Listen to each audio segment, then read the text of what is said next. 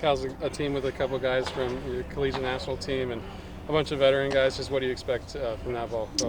Everything. I think anytime they have a balanced lineup like they do, and two really good arms, it's going to make for a heck of a battle. And we've got to do things that make sense and pitch them tough and hang in there against their right-handers. But both of them, the Friday and Saturday guys, are big-time guys. Their skipper played in Miami. Did you guys cross paths? Were you here playing when he was there? Yes, I was coaching, and Mike was their closer for years at Miami. Actually, he was a junior college guy, so for 2 years. And he was on the mound in the '99 championship game when he struck out Kevin Cash to end it. Had a really good breaking ball, could really pitch, knows what he's doing. He was at Niagara. That's where this relationship started. We used to open up with them every year, and 11, when he went on to Cal, he wanted to come in this weekend quite a few years back. So 11, I can thank 11 for this one. Is this a good kind of measuring stick before you start conference? Yeah, it works out good. Like I said back in the day, I always wanted to kind of ramp it up to, instead of playing rum-dums, Dixie States and Canisius and stuff like that, I want to get to where we're playing good competition and get ready for conference. Jonah was unavailable on Tuesday. Do you expect him to be this weekend available, or is it game time? Said he felt a lot better. I just watched a little bit of the drills they're doing behind us, and it came out good, and I'll check with him, but we're going to make sure he's 100%. Same with Davis. Davis threw yesterday very well, but you may see how he feels today and make sure he's good to go for tomorrow. What about that infielder from Childs? Is he any closer to getting ready for you? No, we're still waiting on some things.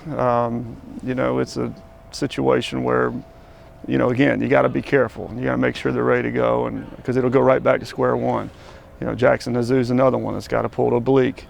Did it at Mercer, and they'll go right back to square one, and then you're really setting yourself back. So we're going to evaluate some things, see where we're at, and make sure they're 100%. I talked to Reese about him kind of going back, looking at that freshman-sophomore film with the swing and with the all-field approach and the difference it's made for him early this season. I guess, how impressed have you been with him after the last 2 seasons, kind of the start he's off to? Yeah, he, again, that whole chasing the top, when guys have a riding fastball, some of the freshmen have never seen that type of pitch, and Reese is susceptible to it because of the arc in his swing. And most guys do have arc in their swing. And what I'm most proud about with Reese is his leadership. Whether he's playing or not playing, he's doing exactly what's needed for the team to keep guys locked in and upbeat and doing what's right.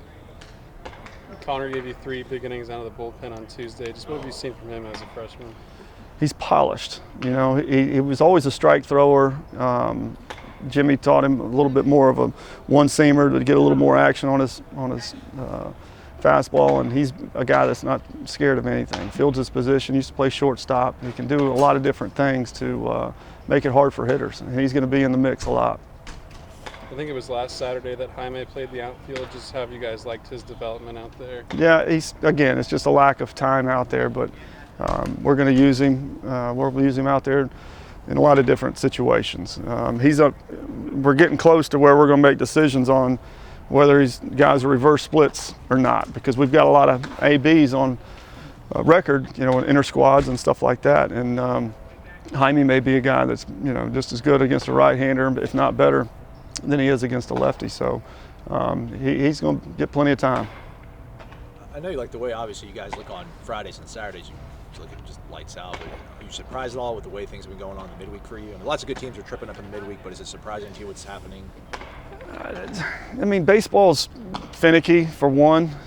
For two, for whatever reason, we're walking people or doing something boneheaded at the worst possible time. We got to clean that up. Our stuff is too good. We're met with the pitchers and guys. We're not going to walk people, and that's something that we'll get cleaned up. And again, the base running stuff, we just got to do it more often. And once you get that and you've done it right so many times that you can't do it wrong, you don't have to worry about it anymore. And we're not at that point right now. We just got to make sure the focus is there and keep pounding it into them.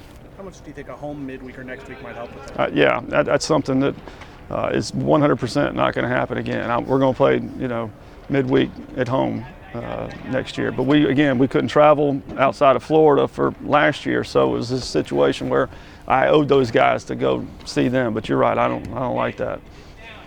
How much do you attribute some of that stuff that you still need to work on, like the base running and the getting pitching? How much do you attribute that to just it being early in the season?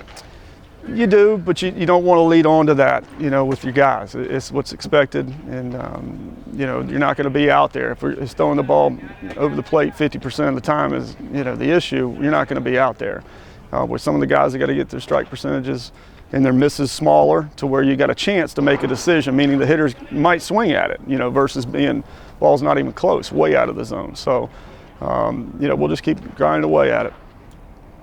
Do you feel like you have to almost take more of an active role in trying to be in that steadying force when things are going on defensively for you guys? I mean, in terms of an everyday guy, is there anybody out there that is that calming force for you guys when an inning's not going your way? Yeah, I mean, Colton Vincent's got that kind of mentality. He's kind of a laid-back redneck, he's good at what he does in handling the staff.